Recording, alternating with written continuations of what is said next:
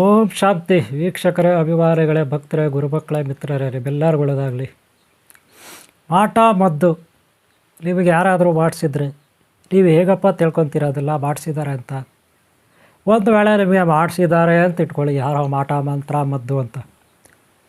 ಆದರೆ ಅದನ್ನು ನೀವೇ ಪತ್ತೆ ಹಚ್ಚೋದು ಹೇಗೆ? ನೀವೇ ಕಂಡುಹಿಡ್ಕೋಬೇಕು.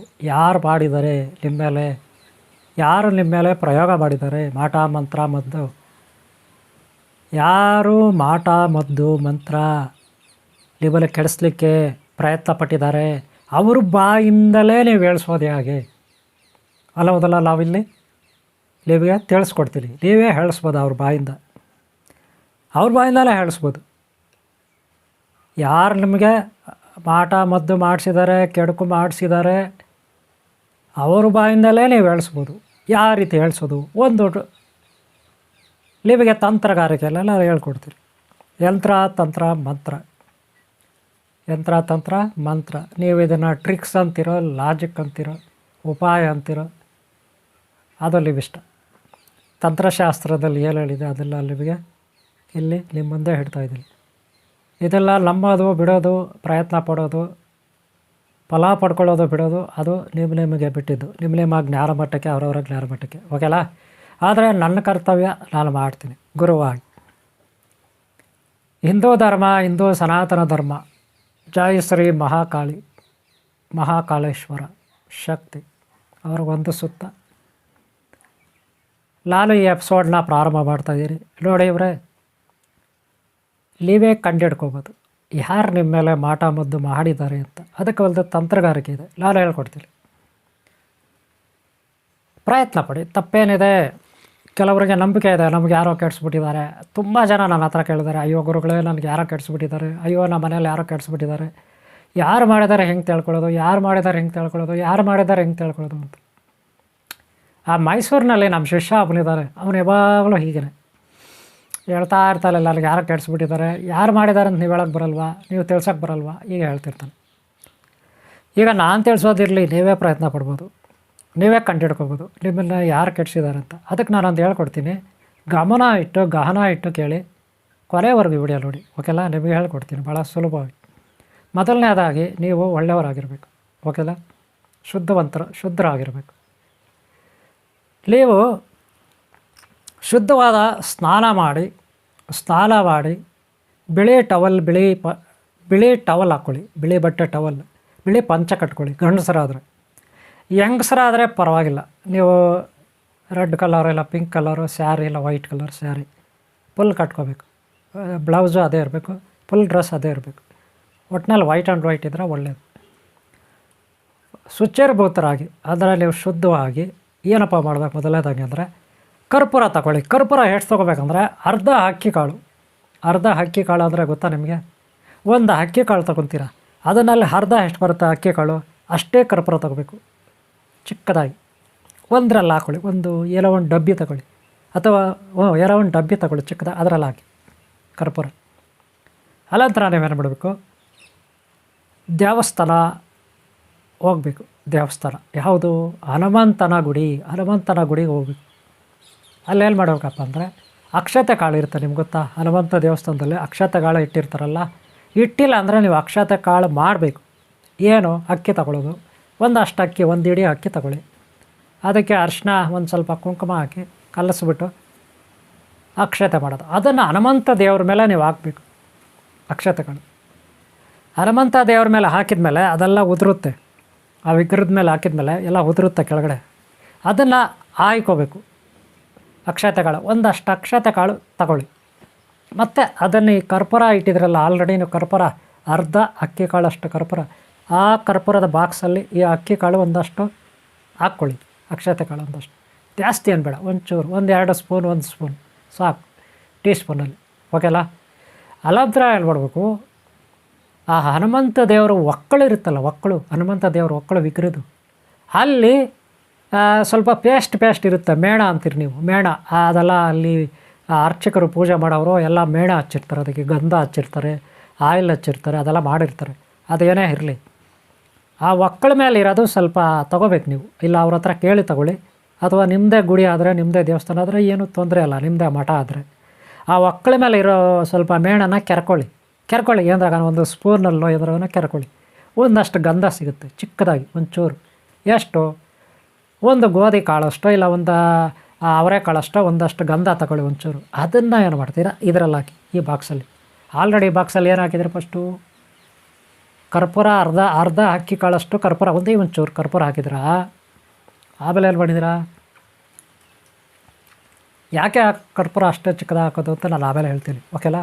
ಆಮೇಲೆ ಏನು ಮಾಡಿದಿರಾ, ಹನುಮಂತ ದೇವ್ರ ಮೇಲೆ ಹಾಕಿದ ಅಕ್ಷತೆ ಕಾಳು ಉದುರಿತ್ತಲ್ಲ ಅದು ಹಾಕಿದ್ರೆ ಒಂದಷ್ಟು, 1 ಟೀ ಸ್ಪೂನು. ಆಮೇಲೆ ಏನು ಹಾಕ್ತಾಯಿದ್ರಿ ಈಗ, ಆ ಹನುಮಂತ ದೇವ್ರ ವಿಗ್ರಹದ ಮೇಲೆ ಇರೋ ಒಕ್ಕಳ ಮೇಲೆ ಇರೋ ಏನು ಆ ಗಂಧ ಅಂತಿರಲ್ಲ ನೀವು, ಮೇಣ ಅಂತಾರೆ, ಅದನ್ನು ಮೇಣ ಅಂತಾರೆ, ನೆನ್ಪಿಟ್ಕೊಳ್ಳಿ. ಅದನ್ನು ಕೆರ್ಕೋಬೇಕು, ತಗೊಂಡು ಅದರಲ್ಲಿ ಹಾಕ್ಬೇಕು. ಅಲ್ಲಿ ಎಷ್ಟಾಯಿತು, 3 ಐಟಮ್ಸ್ ಆಯಿತು. ಒಂದು ಕರ್ಪೂರ, ಒಂದು ಅಕ್ಷತೆ ಕಾಳು, ಒಂದು ಹನುಮಂತ ದೇವರ ಒಕ್ಕಳ ಮೇಲೆ ಇರ್ತಕ್ಕಂಥ ಅದನ್ನು 3 ಆಯಿತು. ಈ 3 ಐಟಮ್ಸ್ ಅದರಲ್ಲಿ ಹಾಕ್ಕೊಳ್ಳಿ, ಓಕೆನಾ. ಬಾಕ್ಸಲ್ಲಿ ಹಾಕೊಂಡ್ರಾ. ಈಗ ಇನ್ನೊಂದು ಬಟ್ಟೆ ತೊಗೋಬೇಕು. ಒಂದು ಅರಿಶಿಣಕ್ಕೆ ಕೇಸರಿ ಕಲರ್ ಬಟ್ಟೆ ತೊಗೋಬೇಕು, ಒಂದು ಕೆಂಪು ಕಲರ್ ಬಟ್ಟೆ ತೊಗೋಬೇಕು, ಒಂದು ಅಷ್ಟುದ್ದ, ಒಂದು ಚಿಕ್ಕದಾಗಿ ತಗೊಳ್ಳಿ. ಅಂಗೈ ಆಗಲ್ಲ ತಗೊಂಡ್ರೆ ಸಾಕು, ಅಂಗೈ ಆಗಲ್ಲ, ಅದು ಅಷ್ಟೇ ಇರೋದು ಮೆಟೀರಿಯಲ್, ಓಕೆಲಾ. ಅದರಲ್ಲಿ ನೀವು ಈ ಅಕ್ಕಿ ಕಾಳು ಇದನ್ನೆಲ್ಲ ಹಾಕಬೇಕು. ಯಾವುದರಲ್ಲಿ, ಕೇಸರಿ ಕಲರ್ ಬಟ್ಟೆನಲ್ಲಿ ನೀಟಾಗಿ ಕಟ್ಬಿಟ್ಟು ನಾನು ನಿಮಗೆ ಒಂದು ಬೀಜಾಕ್ಷರ ಮಂತ್ರ ಕೊಡ್ತೀನಿ, ಒಂದು ಬೀಜಾಕ್ಷರ ಮಂತ್ರ, ಓಕೆಲಾ. ನೋಡ್ಕೊಬೇಡಿ, ಇದು ವಾಗ್ದೇವಿದು ಮಹಾ ಸರಸ್ವತಿ ಬ್ರಾಹ್ಮಿ ಮಂತ್ರ, ಬ್ರಾಹ್ಮಿ ಶಕ್ತಿ ಮಂತ್ರ ಕೊಡ್ತೀನಿ. ಈ ಮಂತ್ರವನ್ನು 108 ಸಾರಿ, ಎಷ್ಟು 108 ಡೇಸ್ ಟೈಮ್ 108 ಸಾರಿ ಹೇಳಬೇಕು. ಹೇಳ್ಬಿಟ್ಟು ಆ ಅಕ್ಕಿ ಕಾಳು ಗಂಟಿದೆ ಅಲ್ಲಿ ಶೇಡ್ತಪ್ಪ, ಅದನ್ನು ತಗೊಂಡೋಗಿ ಎಲ್ಲಪ್ಪ ಅಂದರೆ, ನಿಮಗೆ ಯಾರ ಮೇಲೆ ಅನುಮಾನ ಇದೆ, ಯಾರು ಮಾಡಿಸಿದ್ದಾರೆ ಅಂತ ಅನುಮಾನ ಇದೆ, ನಿಮ್ಮವ್ರು ಯಾರೋ ಆಗದವ್ರು ಯಾರೋ ಮಾಡಿಸಿದಾರಲ್ಲ, ಅವರ ಮಲ್ಕೊಳ್ತಾರಲ್ಲ ಮಂಚ, ಆ ಮಂಚದ ಕೆಳಗಡೆ ಕಾಲು ಇರುತ್ತೆ ನೋಡಿ, ಕಾಲು ಕಟ್ಟಿಬಿಡಿ, ಅಥವಾ ಅವ್ರ ಹಾಸಿಗೆ ಕೆಳಗೆ ಇಟ್ಬಿಡಿ. ಯಾರು ನಿಮಗೆ ಶತ್ರುಗಳಿದ್ದಾರೆ, ಯಾರು ಮಾಡಿಸಿರ್ಬೋದು ಅಂತ ಅನುಮಾನ ಇದೆ, ನಿಮ್ಮ ಮನೆಯಲ್ಲೇ ಯಾರೋ ಮಾಡಿಸಿರ್ಬೋದು, ನಿಮ್ಮ ಮನೆಯವರೇ ಯಾರೋ ನಿಮಗೆ ಮಾಡಿಸಿರ್ಬೋದು, ಅಥವಾ ಅಕ್ಕಪಕ್ಕ ಮನೆಯವರು ಮಾಡಿಸಿರ್ಬೋದು. ಒಟ್ಟಿನಲ್ಲಿ ನೀವೇನು ಮಾಡಬೇಕು, ಇಲ್ಲ ನೀವೇ ಹೋಗಿ ಅವ್ರ ಮನೆಯಲ್ಲಿ ಹಾಸಿಗೆ ಆ ಮಂಚಕ್ಕೆ ಕಟ್ಟಬೇಕು. ಮಂಚದ ಕಾಲಿಗಾದರೂ ಕಟ್ಟಿ, ಇಲ್ಲ ಮಂಚದ ಕೆಳಗಾದರೂ ಕಟ್ಟಿ, ಅವ್ರು ಮಲಗೋ ಜಾಗ ಇರ್ತದಲ್ಲ ಅಲ್ಲಿ. ಆದರೆ ಅವರೆಲ್ಲ ಮಲಗ್ತಾರೆ ನೋಡ್ಕೋಬೇಕು, ಆದರೆ ಕೆಳಗೆ ಇಡಬೇಕು, ಏನೇ ಮಾಡಿ ನೆನ್ಪಿಟ್ಕೊಳ್ಳಿ. ಹಾಸಿಗೆಗೆ ನೆಲದಲ್ಲಿ ಮಲಗ್ತಾರೋ, ಬೆಡ್ ಮೇಲೆ ಮಲಗ್ತಾರೋ, ಮಂಚದ ಮೇಲೆ ಮಲಗ್ತಾರೋ ಗೊತ್ತಿಲ್ಲ, ಒಟ್ಟಲ್ಲಿ ಅವ್ರು ಮಲಗ್ತಾರಲ್ಲ ಅದ್ರ ಕೆಳಗಿರ್ಬೇಕಿದು ಗಂಟು. ಇಟ್ಬಿಟ್ಟು ಬಂದುಬಿಡ್ಬೇಕು. ಆಮೇಲೆ ನೋಡಿಯಪ್ಪ ಕತೆ, ಆಮೇಲೆ ಅವ್ರೇನು ಮಾಡ್ತಾರೆ, ನಿದ್ರೆ ಮಾಡೋ ಥರ ಮಾಡ್ತಿರ್ತಾರೆ, ನಿದ್ರೆ ಹತ್ತುತ್ತೆ ಅವ್ರಿಗೆ. ಹತ್ತಿದ ಮೇಲೆ ಏನಾಗುತ್ತೆ ಗೊತ್ತಾ, ಈ ಸಣ್ಣ ಕರ್ಪೂರ ಹಾಕಿದ್ರೆ ನೋಡಿದ್ರಾ, ಅರ್ಧ ಕಾಳಿನಷ್ಟು ಕರ್ಪೂರ ಹಾಕಿದ್ರಲ್ಲ, ಅದೇನಾಗುತ್ತೆ, ಕರಿಗೆ ಆವಿಗೆ ಡ್ರೈ ಆಗುತ್ತೆ. ಅದು ಡ್ರೈ ಆಗಿ ವಾಸನೆ ಬರುತ್ತೆ, ಆ ವಾಸನೆ ಎಲ್ಲ ಸುತ್ತಲೂ ಹರಡ್ಕೊಳ್ಳುತ್ತೆ. ಅದನ್ನು ಅವ್ರು ಹೀರ್ಕೊಳ್ತಾರೆ. ಅದರಲ್ಲೇ ಬೀಜಾಕ್ಷರ ಮಂತ್ರದ್ದು ಶಕ್ತಿ ಹೋಗುತ್ತೆ ವಾಗ್ದೇವಿದು. ಆವಾಗ ಅವ್ರೇನು ಮಾಡ್ತಾರೆ, ಬಡಬಡ ಅಂತೆಲ್ಲ ಒದರ್ತಾರೆ.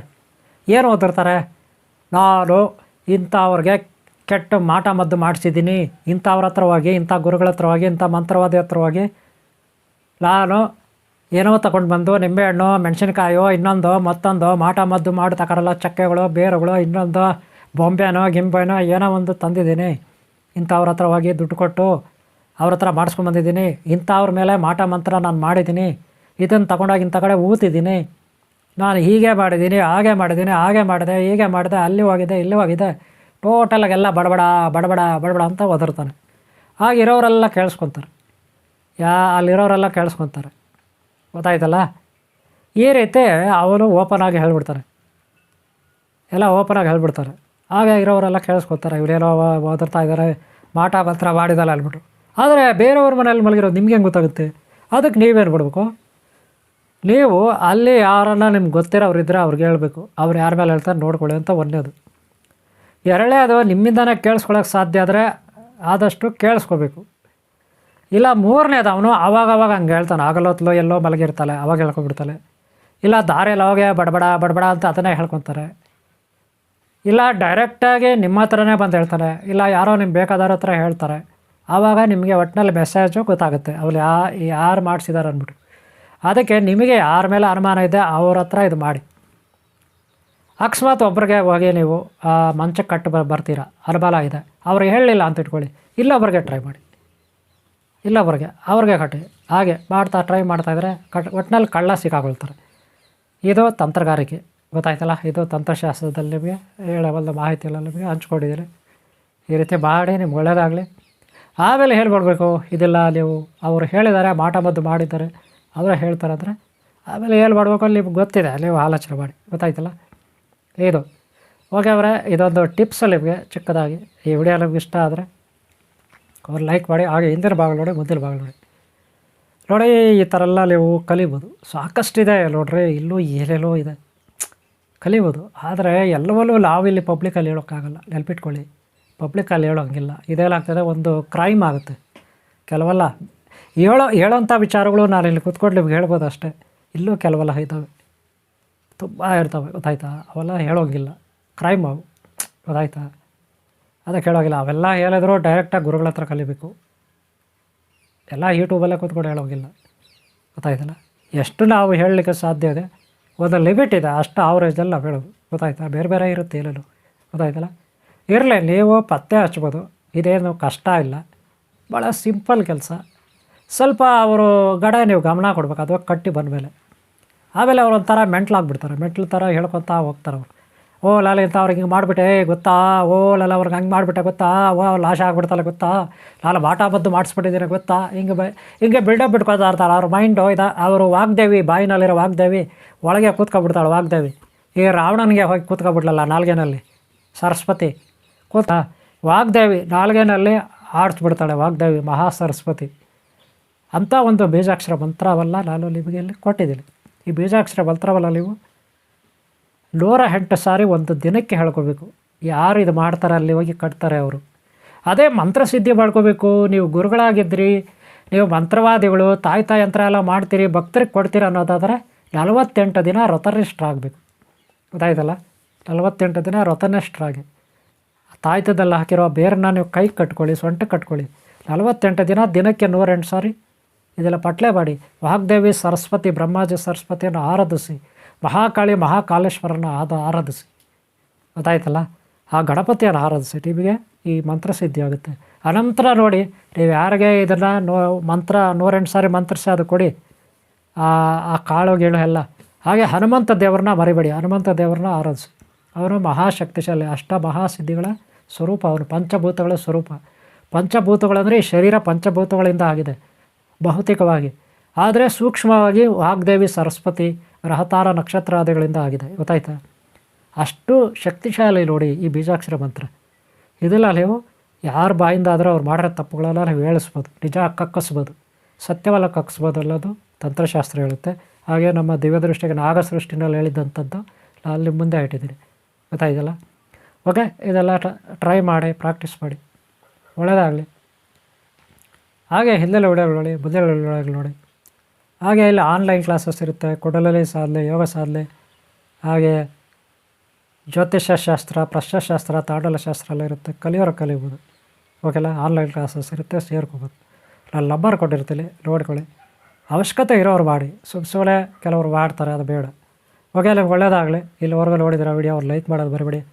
ಸಾಧ್ಯವಾದರೆ ಕಾಮೆಂಟ್ ಬಾಕ್ಸಲ್ಲಿ ಬರ್ರಿ. ಇಲ್ಲಿ ಯಾರೋ ಡೌಟ್ಸ್ ಇದ್ದರೆ ಕೇಳಿ. ಒಳ್ಳೆ ಥರ ಯಾವಾಗಲೂ ಇರಿ, ಒಳ್ಳೆಯದಲ್ಲಿ ಮಾಡಿ, ಆರೋಗ್ಯ ನೋಡ್ಕೊಳ್ಳಿ. ಯಾವಾಗಲೂ ಇರೋ ಒಳ್ಳೆಯದಾಗಲಿ. ಓಂ ಶಾಂತಿ, ಓಂ ಶಾಂತಿ, ಓಂ ಶಾಂತಿ, ಓಂ ಶಾಂತಿ.